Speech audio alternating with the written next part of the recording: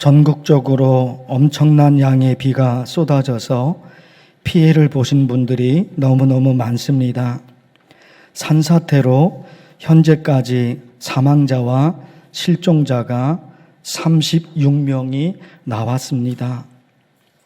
특히 청주에 있는 오송 지하차도에 최소 15대 차량이 물에 잠겨져 있습니다.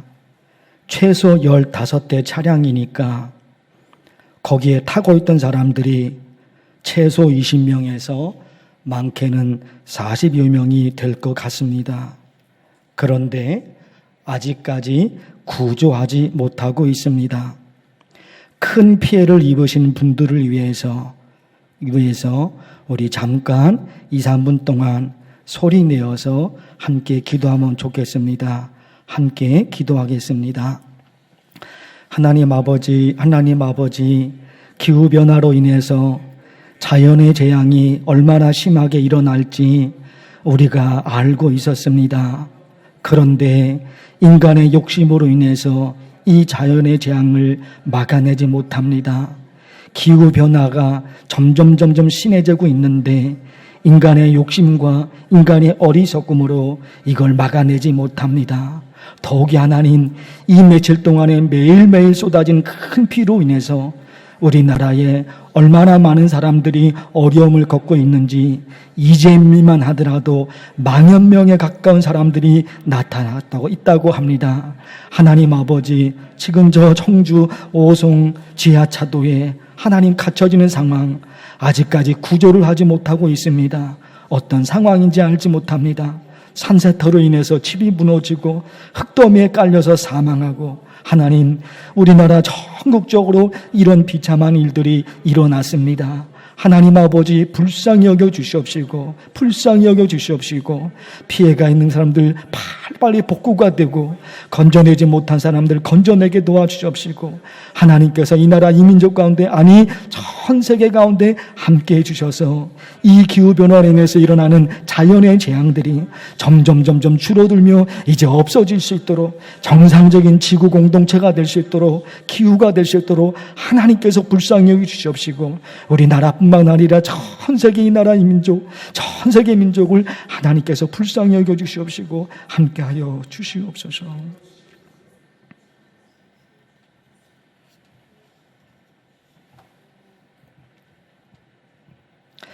아직까지 구조하지 못한 분들이 많이 계십니다.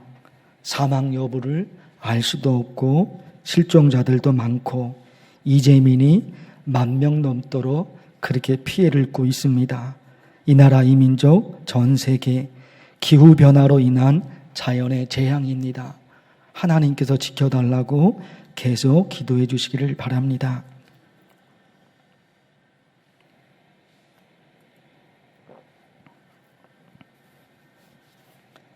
앞에 에어컨 좀 꺼주실래요? 2주 연속 구원의 서정에 관해서 말씀드렸는데, 어디서 출발해서 어디를 거쳐 마지막에 어디에 도착하는지 그 과정을 서정이라고 말합니다. 그래서 구원의 서정은 하나님의 백성들이 예수님을 믿어 천국에 도착하기까지 그 과정을 서정이라고 말합니다. 성경 말씀에서 구원과 관계되는 단어를 전부 찾으면 구원의 서정을 12개의 단어로 정리할 수 있다고 말씀을 드렸습니다. 또다시 화면을 보실 텐데요. 예지, 예정, 선택 쭉 올라가서 마지막 영화에 이르기까지, 이렇게 구원과 관계되는 말씀을 성경에서 다 찾아내면 12개의 단어가 이렇게 정리될 수 있습니다. 지난 주일에 구원의 서정 12개 단어 중 예지와 예정과 선택을 묶어서 3가지를 하나로 묶어서 지난 주일에 하나님의 말씀을 전했습니다. 오늘은 4번째 부르심에 관해서 하나님의 말씀을 전하겠습니다. 30절 한 절 말씀을 읽으셨는데요. 앞부분만 보시겠습니다. 또 미리 정하신 그들을 또한 부르시고, 미리 정하신 그게 예정이죠. 미리 선택하신 그게 선택이죠. 그런데 하나님께서 미리 정하신 사람들을 부르십니다. 미리 정하신 사람들을 하나님께서 부르셨어요. 여기서 부르심이라는 구원의 네 번째 단어가 만들어졌습니다. 예징 첫 번째, 예정 두 번째, 선택 세 번째, 그리고 네 번째 부르심, 이 단어가 오늘 말씀에서 만들어졌습니다. 구원의 네 번째 단어 부르심을 외적 부르심과 내적 부르심으로 설명이 가능합니다. 내가 예수님을 믿을 수 있도록 내게 복음을 전해준 사람이 있는데 그 사람이 나한테 당신 내가 예수님을 믿는 것처럼 당신도 예수님을 믿어야지 당신도 구원을 받아. 그러니까 나랑 같이 교회 가자. 나랑 같이 교회 다니면서 예수님을 믿자. 이렇게 나한테 복음을 전해준 행위, 그 사람의 행위가 있거든요. 그것을 외적 부르심이라고 하는 겁니다. 누군가가 나한테 복음을 전해준 거예요. 그 사람의 행위를 외적 부르심이라고 하는 겁니다. 제 얘기를 하면 저는 초등학교 2학년 때 처음으로 교회 갔는데 같은 동네에 살던 서종홍이라는 친구가 저보고 교회 가자. 초등학교 2학년 때요. 같은 동네에 살았던 친구거든요. 같은 학교 다니고. 그 친구가 먼저 교회를 다녔어요. 그 외삼촌이 목사님이셨거든요. 그러니까 교회를 열심히 다닌 거예요. 서종홍이란 친구가. 그 친구가 같은 동네에 친하게 지내니까 저보고 초등학교 2학년 때 홍곤아 교회 가자. 그래서 그냥 따라간 거예요. 그 이후부터 오늘에 이르게 된 거죠. 그러니까 저의 경우는 서종홍이라는 친구를 통해서 저는 외적 부르심을 경험하게 된 겁니다. 그런데요, 이런 외적 부르심, 그것만으로는 예수님을 믿게 되는 게 아니에요. 외적 부르심만으로 예수님을 믿게 되는 것이 아니라 그 외적 부르심과 함께 내적 부르심이 같이 작동이 돼야 된다는 거예요. 내적 부르심이. 무슨 얘기냐? 서정홍이라는 저의 친구가 저보고 교회 가자고 해서 제가 교회를 간 것이죠. 그건 맞아요. 그러나 거기에는 성령께서 제 마음속에 역사하신 것이 있어요. 성령께서. 제 친구가 홍구나 나랑 같이 교회 가자. 제 친구가 그렇게 한 거죠. 그래서 갔죠.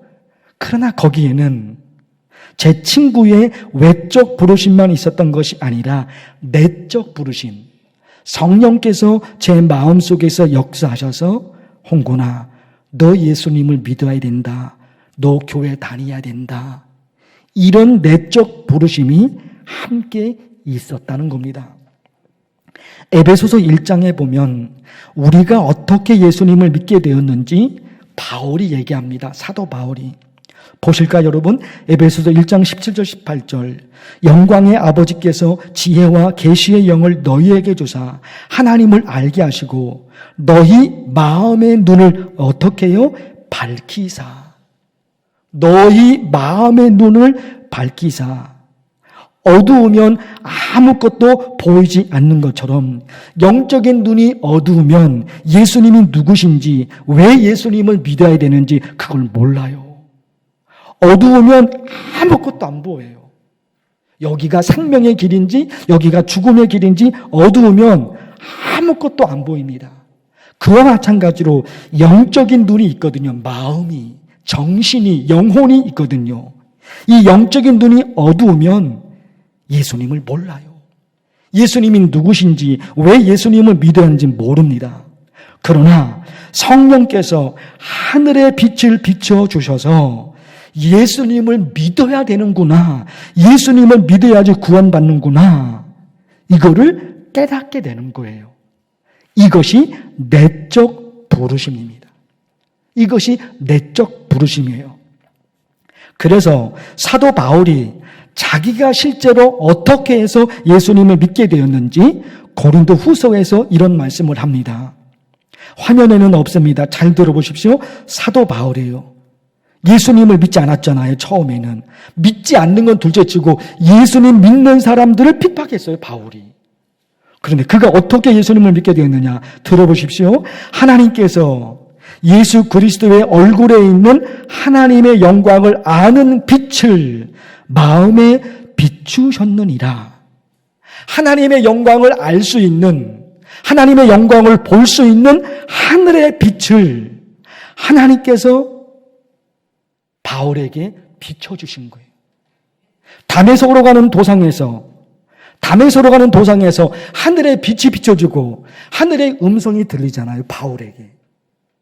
하늘의 빛이 비춰져서 영적인 눈이 밝아졌어요. 영적인 귀가 밝아졌어요. 예수님의 말씀을 들을 수 있는 귀가 열려졌습니다. 예수님이 누구신지, 예수님이 어떤 분이신지, 예수님을 믿어야지 구원받는구나. 이걸 알 수 있는 빛, 그 빛이, 하늘의 빛이 비춰졌어요.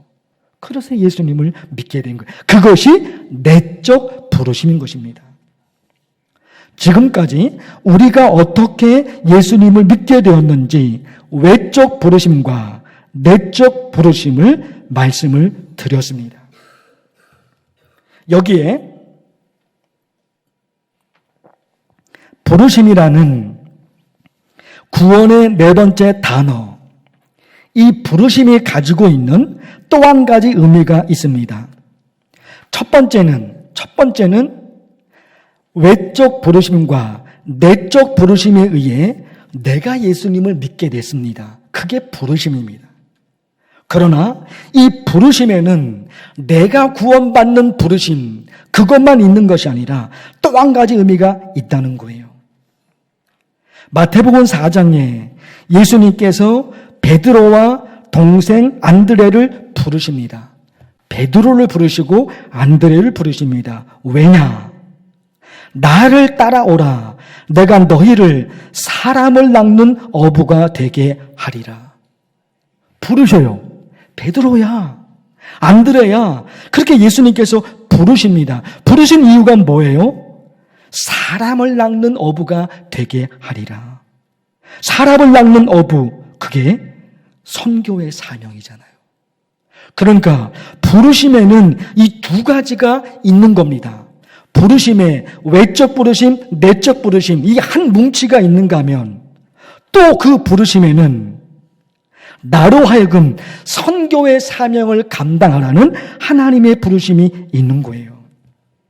정리해 보겠습니다.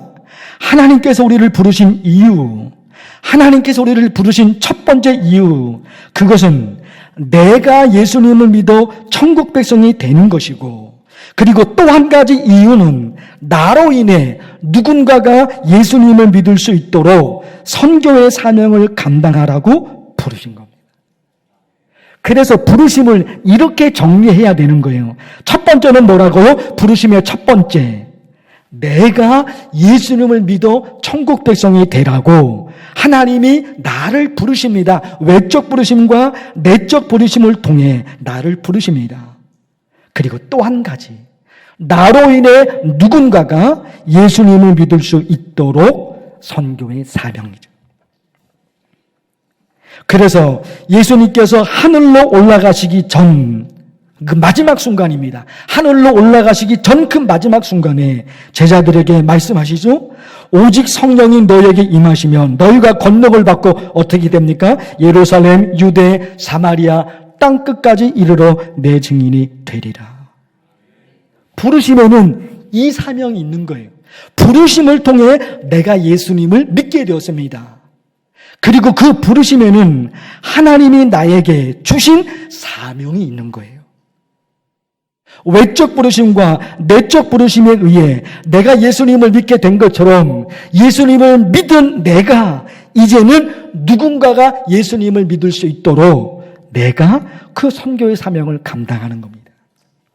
그래서 여러분, 우리 기도하실 때, 선교의 사명을 감당하기 위해서 기도하실 때 이렇게 기도하셔야 됩니다. 예루살렘을 생각하면서 기도해요. 유대를 생각하면서 기도해요. 사마리아를 생각하면서 기도해요. 그리고 땅끝을 생각하면서 기도해요. 예루살렘에서 시작해서 점점 범위가 넓어지는 거예요. 멀어지기도 하고 점점 더 넓어집니다. 예루살렘에서 시작을 합니다. 그래서 예루살렘, 유대, 사마리아 그리고 땅끝을 생각하면서 내 기도에 적용을 하는 겁니다. 예루살렘은 지금 있는 자리죠. 그러니까 예루살렘은 나와 가장 가까운 가족입니다. 예루살렘에서 시작이 된단 말입니다. 그러니까 예루살렘은 지금 내가 있는 자리, 지금 나와 가장 가까운 사람, 누구예요? 가족이에요, 가족. 그러니까 예루살렘을 생각하면서는 아직 예수님을 믿지 않는 가족들을 위해서 기도해요. 안드레가 형 베드로를 전도합니다. 형을 전도한 거예요, 형을. 가족을 전도한 겁니다. 고넬료가 가족을 전도해요. 아내와 자녀들. 고넬료가 가족을 전도했단 말입니다. 머릿속에 예루살렘을 두고 있는 거예요. 가장 가까운 그 예루살렘에서 시작이 된단 말입니다. 그러니까 가족들. 유대는 조금 더 관계가 넓혀지죠. 그러니까 친구 혹은 이웃. 예수님의 제자 빌립이 친구 나다나엘을 전도합니다. 친구를 전도한 거예요. 수가성에 사는 여인이 같은 마을에 사는 사람들을 전도합니다. 친구고 그리고 이웃을 전도해. 유대를 그렇게 생각하는 겁니다. 조금 더 관계가 넓어지죠. 사마리아. 여러 번 말씀을 드렸지만 이 사마리아 지역이 아수르에 정복당한 이후에 순수 혈통을 잃어버렸어요. 그래서 유대인들이 사마리아 지역에 사는 유대인을 같은 민족으로 받아들이지 않았습니다. 같은 민족이에요. 똑같이 유대인이에요. 예루살렘에 사는 그들이나 사마리아 지역에 사는 그들이나 같은 민족의 유대인이에요. 그런데 순수 혈통을 잃어버렸다고 서로 원수가 돼버린 거예요. 우리나라가 그렇잖아요. 남한 사람이나 북한 사람이나 다른 민족이 아니잖아요. 같은 민족이잖아요. 원수가 돼버린 거예요. 그러니까 유대를 생각하면서는 어떻게 기도해야 되고 사마리아를 생각해서는 어떻게 기도해야 되고 이게 이 기도가 연결되는 거예요. 땅끝은 관계가 확 넓어져서 세계 선교죠. 우리 교회가 전 세계 6개 나라를 돕고 있어요. 그걸 생각하는 거예요. 하나님이 나를 부르셔서 예수 그리스도를 믿어 천국 백성이 되게 하셨습니다. 끝! 그게 끝이 아니란 말입니다. 끝이 아닌 거예요. 선교의 사명이 있는데 사도행전 1장 8절에 우리가 기도할 수 있는 기도의 내용들이 아주 잘 되어 있는 거예요. 예루살렘을 생각하면서 유대를 생각하면서 사마리아를 생각하면서 땅끝을 생각하면서 각각에 적용해서 그렇게 기도를 하는 거예요. 그런가 하면 사명이라 그럴 때 선교의 사명이 있죠. 거기다가 하나님이 우리에게 주시는 또 한 가지 사명이 있습니다. 그거는 공동체를 생각하면 딱 맞아요. 하나님이 우리에게 허락하신 공동체, 가정이 있고 직장이 있고 교회가 있고 국가가 있습니다. 공동체란 말이죠. 여기서 우리가 해야 될 일이 있는 거예요. 에베소서 5장의 말씀 여러분 보십시오. 가정입니다. 가정에 남편과 아내가 있잖아요. 남편은 어떻게 합니까? 아내를 사랑해요. 아내는 어떻게 합니까? 남편에게 복종해요. 이 관계가 있는 거예요. 부모와 자녀가 있습니다. 부모는 어떻게 해요? 자녀를 노엽게 하면 안 돼요. 자녀는 어떻게 합니까? 부모님에게 순종해요. 이게 있는 거예요. 가정에서. 가정이라는 공동체를 하나님이 우리에게 주셨단 말입니다. 그 가정에서 부모와 자녀가 그리고 남편과 아내가 어떤 관계인가. 직장이 있잖아요. 직장에는 성경 말씀에는 에베소서 말씀에는 주인과 종으로 나와요. 주인은 힘을 가지고 있다고 해서 종들을 무시하면 안 돼요. 이 시대에도 노예도 노예가 있었잖아요. 합법적으로 노예가. 그런데 그런 시대에 얘기합니다. 노예라고 그래서 함부로 무시하면 안 된다. 가족처럼 돌봐야 된다. 이 시대에 노예가 합법적으로 있었던 그 시대에도 그 노예를 가족처럼 돌봐야 된다. 이렇게 성경이 말하고 있었던 거예요. 종은 어떻게 합니까? 최선을 다해서 주인을 섬깁니다. 지금 우리 시대에는 주인이다, 종이다, 노예다 이런 개념이 없죠. 그러나 직장에 들어가면 직장 상사가 있고 회장이 있고 사장이 있고 또 밑에 직원이 있잖아요. 관계가 있는 거예요.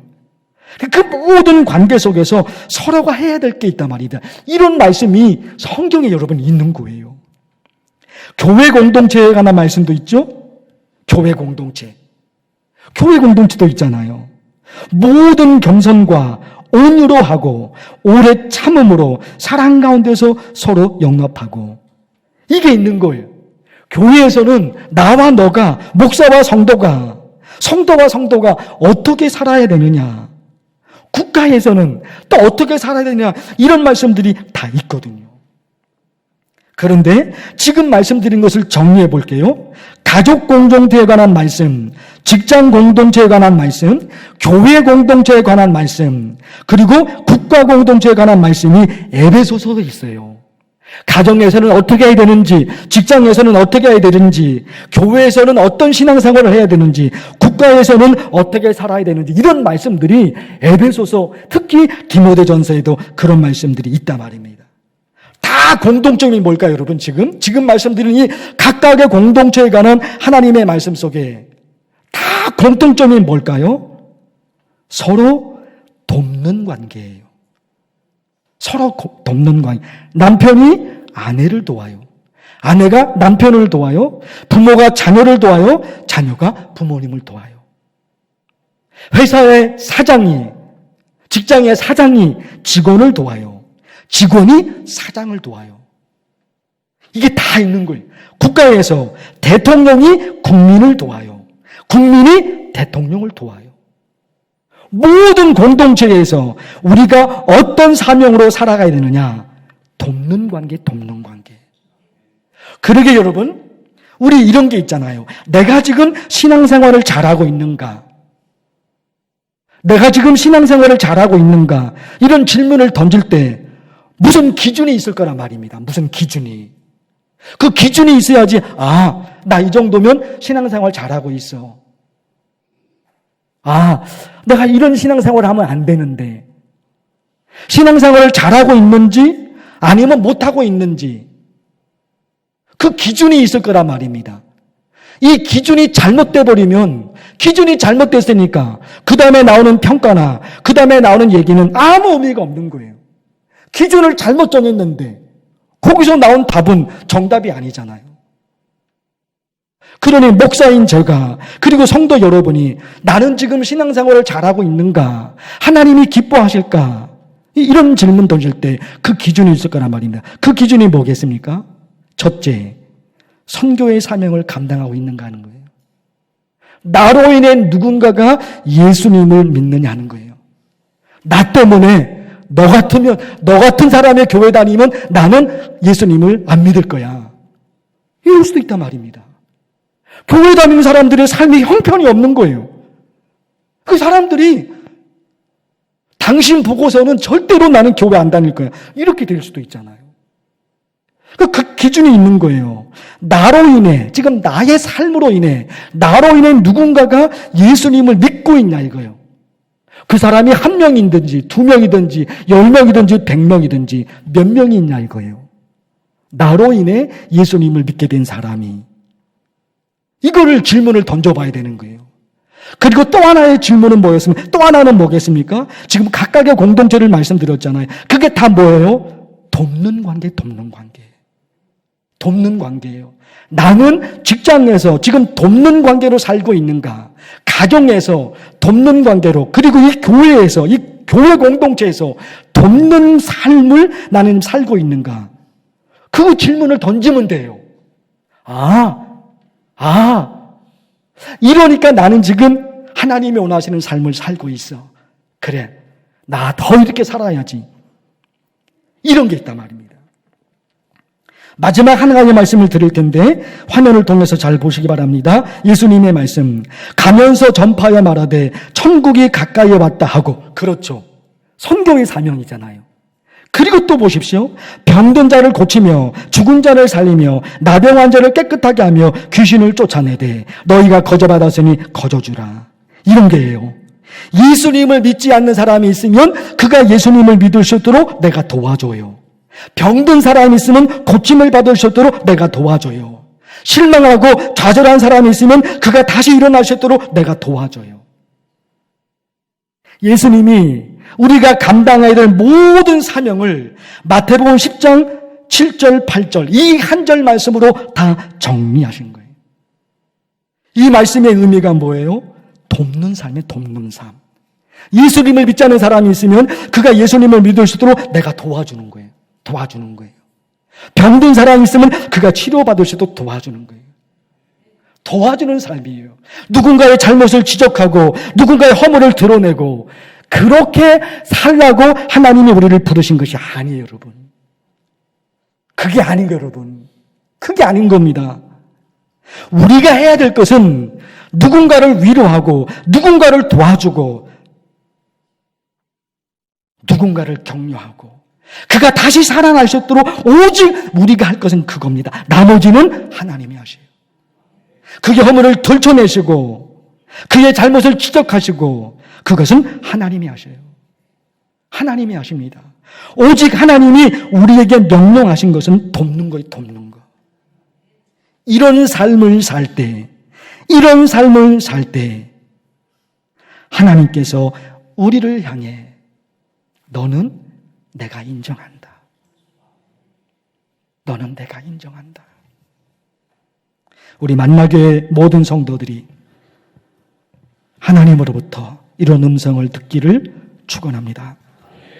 하나님 아버지, 하나님의 말씀을 들었습니다. 구원의 12개 단어 중 4번째 부르심에 관해서 하나님의 말씀을 들었습니다. 나로 하여금 예수 그리스도를 믿어 천국 백성이 되게 하시려고 나를 부르셨습니다. 그리고 이제 누군가가 나로 인해 예수님을 믿을 수 있도록, 누군가가 나로 인해 행복을 느끼도록, 누군가가 나로 인해 희망을 발견하도록, 누군가가 나로 인해 웃을 수 있도록 그런 삶을 살라고 우리를 부르셨습니다. 만나교회 성도 모두는 이런 삶을 살게 하옵소서. 예수님의 이름으로 기도하옵나이다. 아멘.